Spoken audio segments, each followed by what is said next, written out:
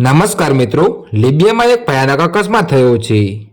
તો મિત્રો, જહાજ ડૂબી જવાથી 61 પ્રવાસીઓના મોત થયા છે, જેમાં અનેક બાળકો અને મહિલાઓનો સમાવેશ થાય છે।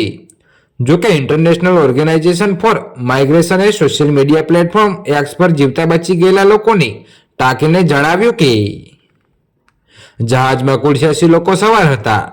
આ જહાજ લિબિયાના જ્વારા શહેરથી રવાના થયું હતું।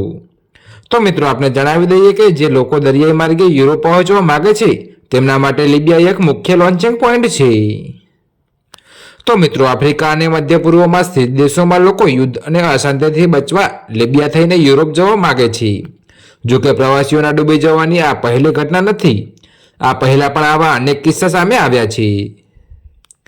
તો મિત્રો, આવી જ એક ઘટના જૂનમાં બની હતી, જ્યારે 79 પ્રવાસીઓ ડૂબી ગયા હતા અને સેંકડો અન્ય લોકો ગુમ થયા હતા।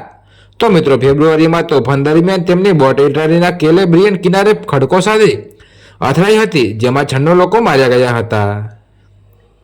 તો મિત્રો, અત્યારે હાલ માટે આટલું જ। મળીશું નવા વિડીયો સાથે। અને જો તમને અમારા વિડીયો પસંદ આવતા હોય તો વિડીયોને લાઇક, કોમેન્ટ, શેર અને અમારી ચેનલને સબસ્ક્રાઇબ કરવાનું ભૂલતા નહીં।